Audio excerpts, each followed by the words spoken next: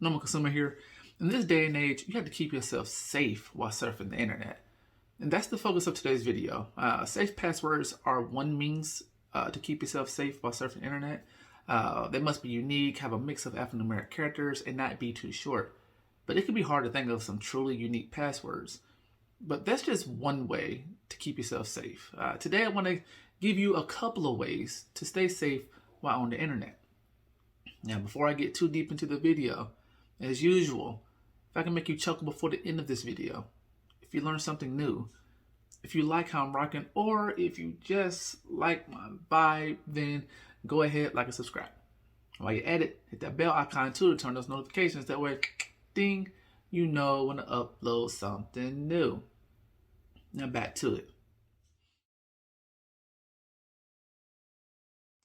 As mentioned, one way to stay safe while on the internet is to use unique and strong passwords. However, it can be really hard to think of many different unique passwords and remember those passwords. It's a tough one for me. So I let an app help with that. There are plenty of password keepers on the App Store which safely store your passwords. Because trust me, you don't want to write down your passwords. They're too easy to lose and too easy to find.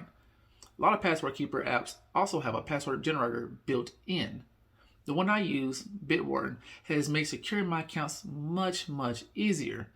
And besides storing my account credentials such as username and passwords, it also helps generate strong passwords. It can randomly generate passwords between 5 and 128 characters with a mix of numbers, symbols, capital, and lowercase letters, the minimal amount of symbols or numbers, and it avoids ambiguous characters. That was a mouthful. That's just for passwords. You can also generate random passphrases. You can create phrases between 3 and 20 phrases. You can choose the symbol to separate words, capitalize letters, and use numbers.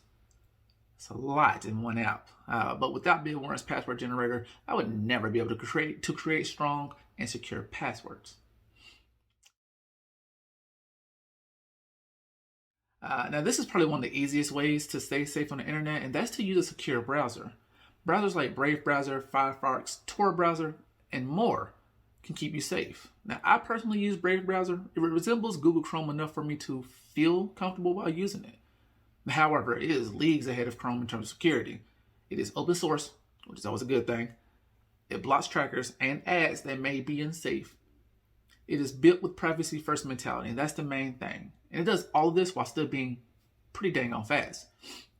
Now, I won't go into a full-on Brave browser review because you can find plenty of those on the internet. But I will say that it is super reliable and is available on desktop and mobile. That way, you can stay protected at home or on the go. Gotta love duality. Now, whenever you are browsing the internet, chances are you will focus on what you're looking for. You may Google something and see a link that very well may have the answer you need. But just remember, not every website can be trusted. Whenever you click a link, the website obviously will appear in the URL bar at the top or bottom, wherever your URL bar is, especially if you're using Safari at the bottom. But what may not be so obvious is a little padlock symbol next to the website's URL.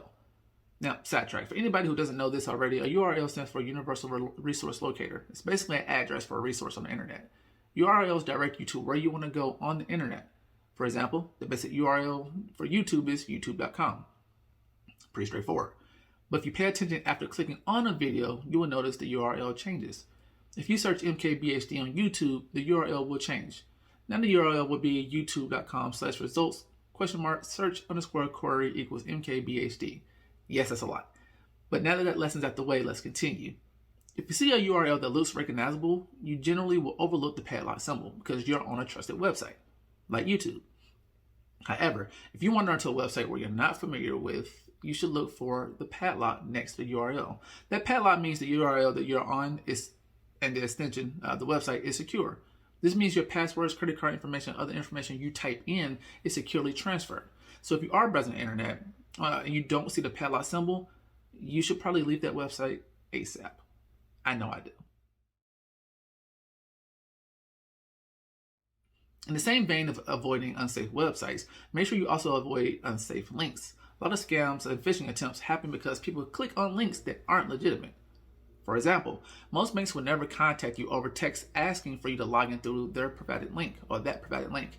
Actually, I take that back. No bank will contact you through text to ask you to log in through that provided link. If you receive a text or email or DM someone with a link, you should avoid it. You should only ever click links from people you trust, like your friends and family. And I will hope that you trust your friends and your family. And trust me when I say some of these links and messages seem pretty legitimate. I used to work in a bank a few years back. I had some customers who would come in with a text or email which had a link in it asking if it was legit. I never clicked it, but just read the link. These links look nearly perfect to what the bank's normal URLs would look like, but inconsistencies in spelling or the ending, like .com, .edu, those gave it away because it was always something weird. Scammers are getting better, so we always need to step it up a notch to stay safe. Now, these are just 4 ways you can make your online browsing and digital life safer. There are other ways to stay safe as well. I will cover other steps in future videos in an effort to not throw a 15-minute video in your face. But that brings us to the end of this video. As usual, if you learned something new, if I made you chuckle before the end of this video, if you like how I'm rocking, or if you just like my vibe, then go ahead, like and subscribe. While you're at it, hit that bell icon too to turn on those notifications. That way, ding, you know when I upload something new. And don't forget to let me know what you think about this video in the comments below. That way I can improve. This has been Normal Consumer. I'll catch you guys in the next one.